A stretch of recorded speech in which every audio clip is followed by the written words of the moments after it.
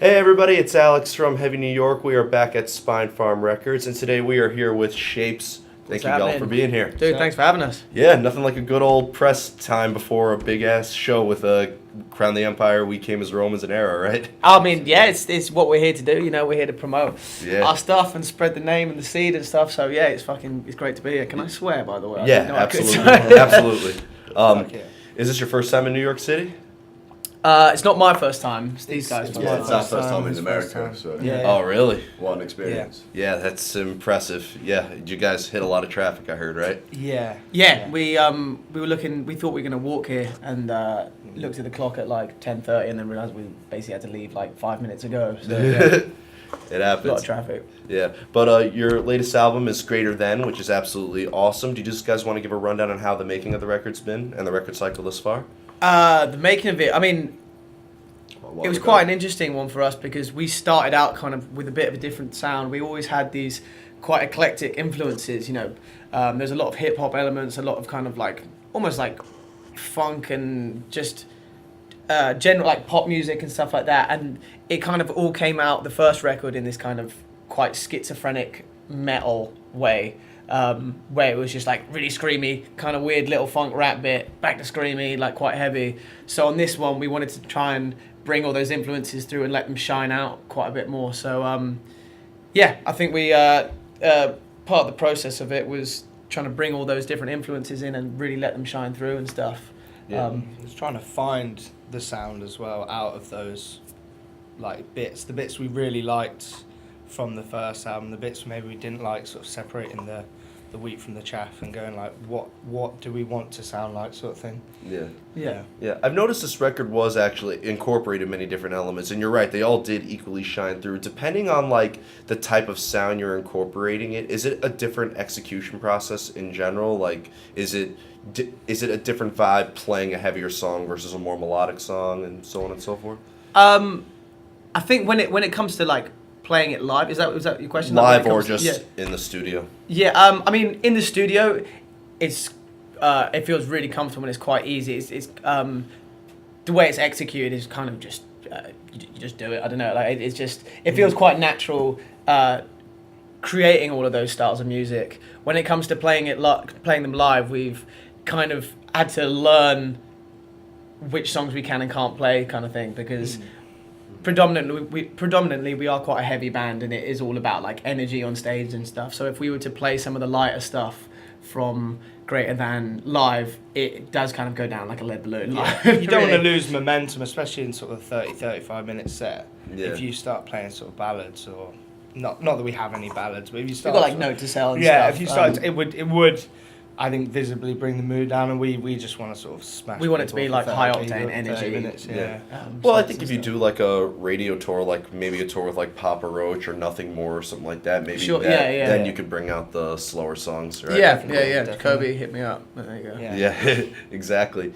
Now, what I'm curious about is, because I always thought that SHVPES is a very rhythm-driven band. You guys have a lot of groove to your sound, but there's also a lot of melody incorporated. Is there something that comes first? Is there ever like a armature that lies underneath all of your songs, or is the making of each song a different approach? To be honest, everything tends to start in the same kind of way. Normally, it all starts with basically a guitar, usually without even vocals in mind, which is something that we're trying to learn to push more focus on the vocals and stuff. But it would normally just start with guitar, write some cool shit, guitar and drums, try and write it out that way, and then we'll add all the vocals and all the kind of electronic elements and kind of get a bit funky with it after that. Some songs, like I'm Stuck and stuff like that, you came up with a beat first.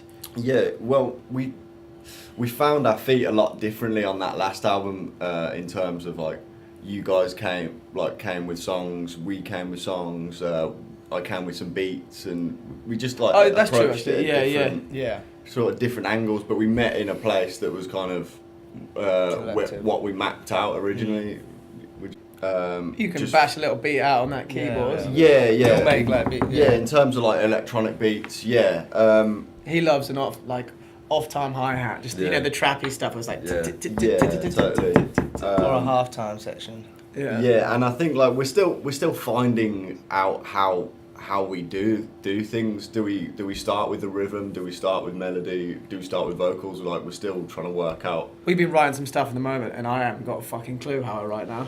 Oh, I've right. completely forgotten. I've come back and I'm like, okay, this is fucked. How do I do this? But Yeah. you know, we'll get there. Yeah. We'll get there. Has there been plenty of times where like you're starting off with a song and then like it completely changes? Then Oh what? yeah. Yeah, every song I think. There's been songs that you think it's Most the best songs. thing in the world, best thing in the world, best thing in the world, and you finish it, come back a week later, and you're like, Oh, I shit. hate it. Yeah, I hate it. Yeah, and you'll have worked for it for a while as well, and then you realise that We're quite It's good the at that. wrong- I think we're not Yeah. too precious about Yeah. our work. We're quite good at we've gotten good at throwing analysing stuff everything. away as well. Purging yeah. stuff, and yeah. You ever Yeah. worried the stuff you throw away is going to end up on like a B-side record? Well, just be the me biggest and, hit you guys me ever and Ryan had? have been talking about this, you know, like when, you know, Triple X or Lil Peep die or whatever, and people come and bring out an album of theirs Yeah. based off like a little hook that they've got. We want to create a file, like, do This- not yeah. release this if I die. This is the stuff you can do. This is the Yeah. stuff you can't do. Because there's stuff on my laptop which I've made sort of on a van journey from, you know, New Mexico to Arizona, and it's mental. It's just me sort of hitting on my laptop, and Yeah, if someone was to noodling. go on there and go,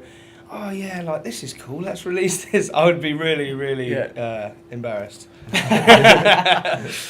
It happens. Like TV Yeah. show theme ideas and stuff Just like don't that tell in my anyone head, your yeah. passwords. Yeah, that's it. That's So- how you do it. Please do, because I want to hear. I'm going to hack into your computer and look that stuff up. Now, in terms of the Wonder what meaning else of we'll find. in terms of the meaning of your music, like, do you have like a message that you're trying to pass on to your audience, or do you like to leave your music open to interpretation and open to different emotions? It's interesting actually. The first album, I was very much trying to kind of make the way that I felt my lyrics meant to me be known to the outer world and stuff. And I was having a conversation with one of my friends, and he says, once you like release your art, it doesn't belong to you anymore. It belongs to the people. And there's so many songs that I've never looked up the lyrics to, but there'd be like one standout lyric for me when I listen to it, and that means something to me. But then if someone was to actually tell me the meaning behind the song, I think it would ruin that magic for me. So when it came to this second record, I didn't want people to know exactly what I felt or what I was trying to say there, because it could mean something completely different for them, and I didn't want to ruin that. Yeah. So I think it's more important that people can kind of get their own ideas about stuff. Yeah, I feel like the instrumental section too has a big emphasis on meaning as well. I've always said that guitars and drums and everything else is basically like has the same effect as like lyrics, because in the end they are conveying emotion. Does maybe like hearing lyrics or a certain meaning or subject matter ever determine the music or the sound of the music as well?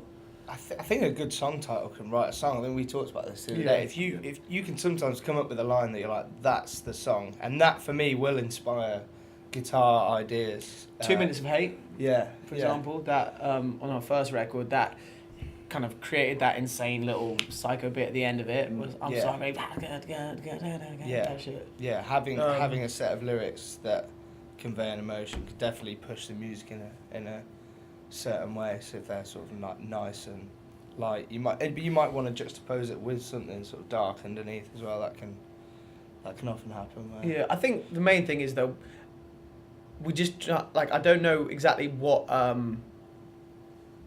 the lyrics are trying to say all the time. It's not like it's one cohesive message, but it's more like a feeling. When you listen to this band, I want it to make you feel like you just don't like you don't give a fuck, but not in the way that you don't care about anything. Like you care about yourself so much that like, I don't know. It's hard to explain because I know the feeling, but I don't know how to articulate it. You know, Yeah. and I think that's something that we're trying to figure out on this record is how we can articulate that. But I suppose it's like that feeling that Limp Bizkit gives you. You know, Like when I When listen you want to to break stuff? yeah, like when I listen to Chocolate Starfish, I just feel like I'm the coolest motherfucker in the world. And And walking that's- down the street. Yeah. Cool. I like My Way better on that record. My favorite is Living It Up. That's my favorite song on that record. But yeah. Oh, come on. Limp Bizkit, you can't go wrong, Yeah. right? I mean, you definitely can, but the late some of the albums I'm not a big fan of, but Chocolate Starfish is my favorite album of all time. yeah. Yeah. Hey, I mean, it's a very revolutionary album. It kind of, in a way, with a lot of those new metal, like that Hybrid Theory and a lot of those other albums, like, Yeah. really changed the way metal was got a lot of hip hop fans into metal and vice versa. True. Yeah, he was a gatekeeper for quite a long time, Fred Durst. I've always said if it wasn't for Hybrid Theory, I wouldn't be into The Stench of Redemption by Deicide. So there you go. Yeah. Yeah. If it wasn't for Hybrid Theory, I dread to think what the state of heavy music would be like. Yeah, I wouldn't be sat here right now if it wasn't for that album. So I think that's quite a cool thing. Yeah, I did notice that earlier. Yeah, good choice. Yeah, I think it made it okay for like heavy kids to be into like less heavy music because they can still be quite like that, but people can be quite like elitist about their musical preferences instead of like saying I just like good music. I'm not really bothered what the genre is of that music. I will just listen to it if I think it's good. But I know people that were like, no, they just won't listen to that because it's got a certain type of sound in it. Yeah, that's the problem with screaming. Is it just instantly makes people go ah la la la la la Yeah. as soon as they hear it. But Dave Grohl screams for Foo Fighters. Yeah. But because he does it in a way that there's kind of varying levels of his scream. It's not just like an all-out scream. It's kind of in moments of angst, and it's quite a natural thing. Yeah. People are happy to listen to that. But if you come in straight off the bat screaming, people go straight in the heels. Yeah. Well, when I was in high school, there was a big stigma between rock and metal kids and hip hop fans. But if anything could have brought them together, you put on Hybrid Theory, and then they were jamming to that together. Yeah. I think you see that as well nowadays. You notice the kids that grew up with that, and it's sort of maybe it faded away, but it's still like dormant in everyone. It's still there, and that's what we're seeing with our music now. It's sort of bringing those kids back out. Yeah, definitely. And I have 2 more questions for you guys. What I was curious is you actually brought up a really good point when you put your art out there. It's not yours anymore. Could a fan of your music's perception on your music or their interpretation give you a different outlook on your art or a different outlook on yourself as an artist? Absolutely, as an artist, I think if someone was to tell me what they thought my lyrics meant, I'd be like, oh, no, that's fucking cool. But it wouldn't change what I felt when I wrote it because, it's quite clear for me what those lyrics mean. Really? What about for you guys as being in the instrumental section? If somebody let's say somebody's covering your song on YouTube or something like that, or say this song made me want to pick up the guitar or pick up. That's cool. We've heard that actually on this tour. Yeah, we've heard that on this tour, and that is really weird Yeah. to touch ground that you've never comprehended about. Making it this far, and for kids to tell you you're the reason why I started playing guitar. Yeah. That's very surreal. It's crazy. Yeah. Yeah, it's cool to see people interpret your music as well. So when people do a cover, everyone's kind of got a different style of playing. So it's very cool to hear that like inflection on something you wrote. We've seen it with the drum covers and stuff as well. There's for some reason a lot of drum covers of like Undertones and Afterlife and stuff. And some people would do something and it's not what Harry does. Be like, wait, what was that again? That's cool. fucking cool. Rewind that back. Yeah, we should nick that. Yeah. You ever are like the guy from Whiplash and goes, not my fucking tempo. Oh mate, I watched that on the plane over. It's crazy. That's cool. Some people might be screaming that when they are doing like the last drum line tech or something like that. There's always that one guy at the venue who just screams, not my fucking I always want to do that when we do like a clap bit in the set, and it's just like me playing and singing. And Harry's kind of tapping on a cymbal, and everyone always claps out of time, and I'm just trying to stay in time, like, not my fucking tempo. Oh my god, please do that tonight. I'll be watching you from the People front. always speed up, like no one seems to be able to clap in time in a crowd. I mean, it's just because there's like a few hundred people trying to clap together, and they just always speed up. And I'm there like, just don't There's a listen kick to me, drum don't going. listen to them. Yeah, later on. I think it doesn't matter how much humanity evolves. In 10,000 years, people will still be clapping out out of time. Yeah. You should sell metronomes at your merch Yeah. booth. Make Would- shapes. would of make Those a difference. ones that like Would not make a difference. I think If they were robots, they'd still do it out of Yeah. time. They just- it's a law of It's gigs. a law of yeah. gigs, yeah. Yeah. Definitely. And the final question I'd like to ask you guys is you guys are from Birmingham, right? Yeah, these guys are. Okay. Unfortunately. Yeah, I'm so- London. Oh, yeah, same thing. Yeah, I mean... Yeah, I mean, It's maybe so not. good. I've yet to visit the UK. I'm joking. Shout out Birmingham. But I feel like lately, UK in general, like Britain, has had some great new wave of metal bands, like with Architects, you guys, While She Sleeps, Bullet for My Valentine, even though they're really not that new anymore. But like, is there like a scene in your hometown that you guys kind of started in, or did you have to go outside your hometown to? See, we've never been a part of the scene, or whatever that is. I wouldn't even know where to go to fucking find that kind of stuff, which is quite bizarre for us, really, because there definitely is, well, I suppose there is with like bands like, you know, like Holding Absence and Blood Youth and stuff, and there is those like little festivals and stuff around the UK, but we've never really been a part of that. We've always kind of just gone and just done our own thing and kind of been the outsiders from all that shit. And we're fine with that. Not that we seek that. It's something that we see, and we sort of we sit on the fence and we do our thing. And I think like as much as collaboration, we've kind of come out of nowhere, really. Yeah. Really? That's interesting. You guys did come out of nowhere. I didn't hear about you guys until this record cycle, and I got the promo from your record label. And I was about to say, because, like, you know, with British, for lack of better words, like metalcore, there's While She Sleeps, Architects, Bury Tomorrow, so many bands, like, in that style. I figured that's been, like, somebody called you guys, like, the European Massachusetts in a way, because, like I have no idea what that means, but because like Massachusetts has Kill Switch Engage, All That Remains, On Earth, Shadows Fall, and stuff. That I thought. So I guess they kind of said you guys are the next capital of that style of music. I see. Okay. Oh, that makes sense. Yeah. That's cool. That's cool. Yeah. European Massachusetts. glad It's whacked out in a fucking t-shirt.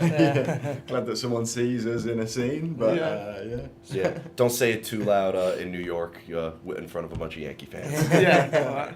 Yeah.